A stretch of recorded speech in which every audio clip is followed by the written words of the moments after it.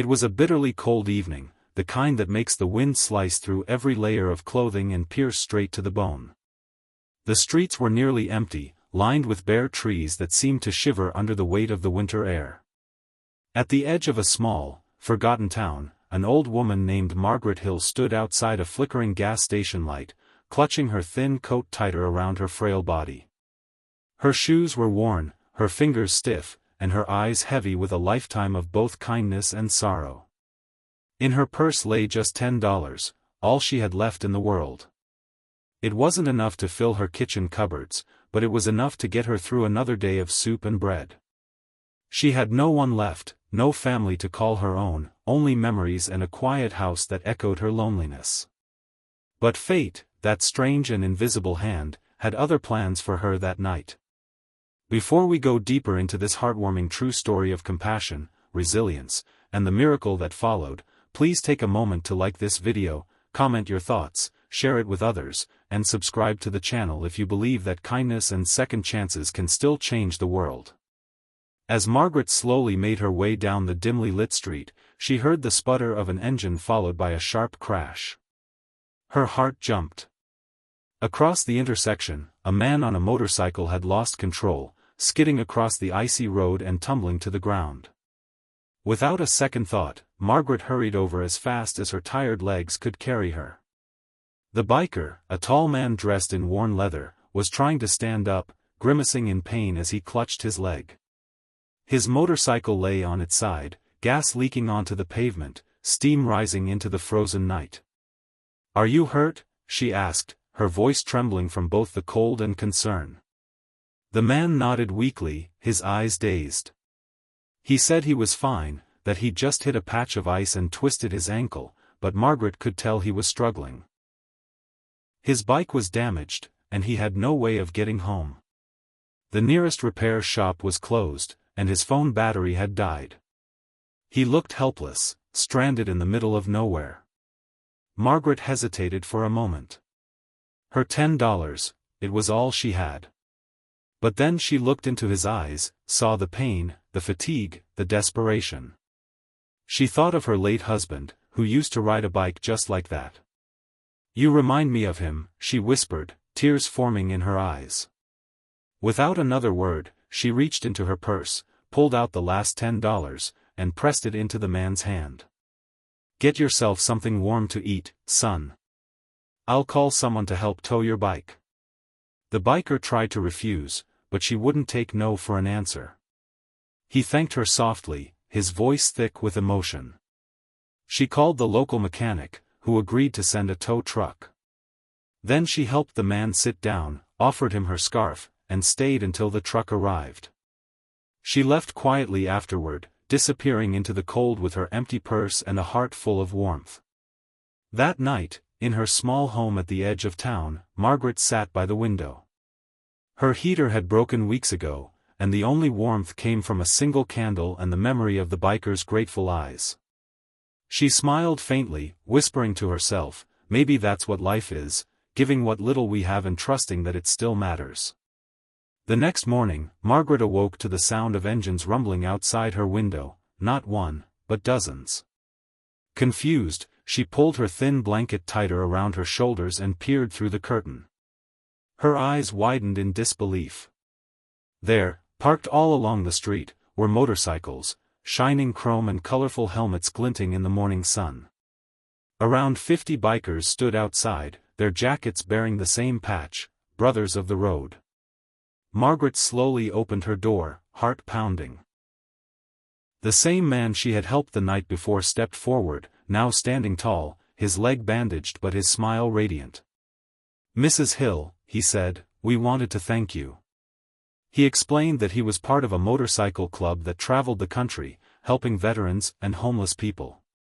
The night before, when he told his friends what had happened, how a stranger gave her last $10 to help him, the group decided they couldn't let that kindness go unanswered.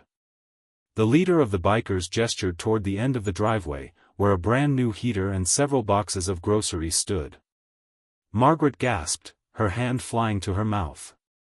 There were blankets, warm clothes, and even a Christmas tree wrapped in silver tinsel.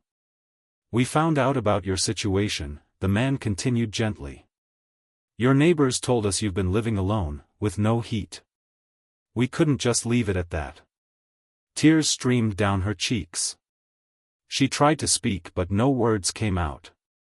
The bikers smiled warmly, surrounding her in a circle of compassion and respect. Then, as if on cue, another truck pulled up. From the back, two men unloaded something even more astonishing, a small, beautifully refurbished car. It wasn't new, but it was perfect for her needs.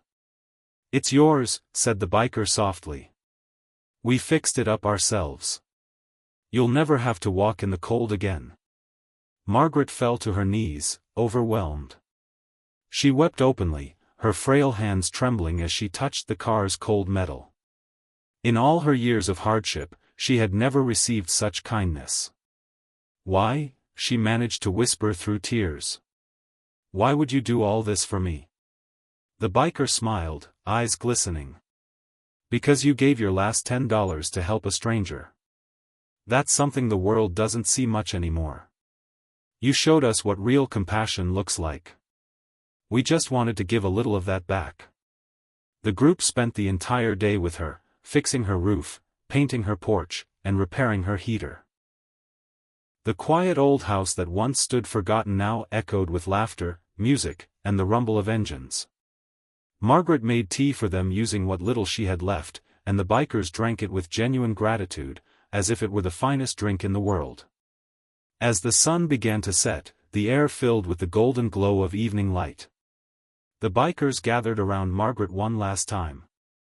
The man she helped handed her a small envelope. Inside was a note and a check for $5,000, donations from bikers across the country who had heard her story overnight. "This is for you, Mrs. Hill," he said. "To make sure you never go without again."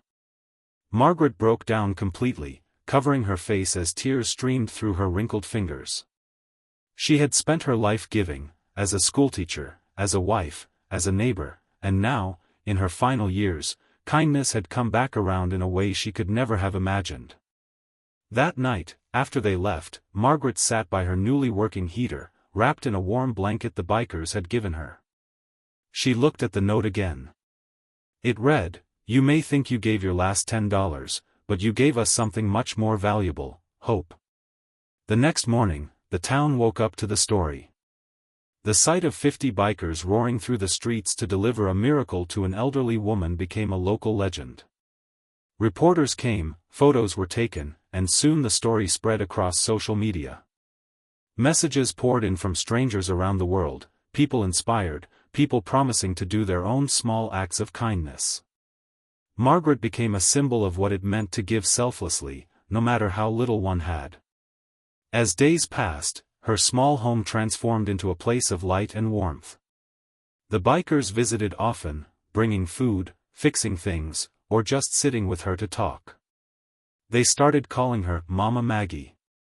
She had become family to them, a gentle reminder that compassion connects even the most unlikely souls. Winter melted into spring, and one morning, Margaret stepped outside with a cup of tea in her hands.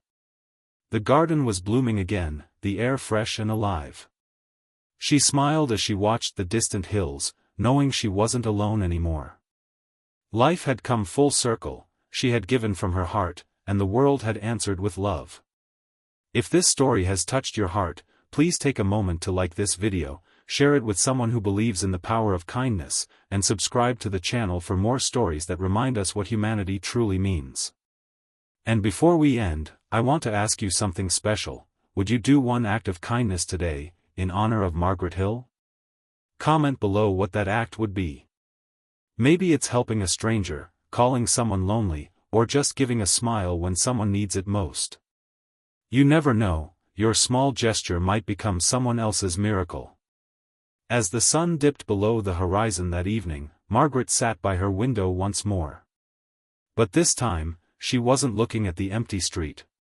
She was watching the lights of motorcycles in the distance, 50 headlights shining together like stars in motion, fading into the golden dusk. And for the first time in a long time, her heart was at peace. Because sometimes, even the smallest act of kindness can echo louder than any storm, changing not just one life, but many. And in that truth, Margaret found her forever warmth.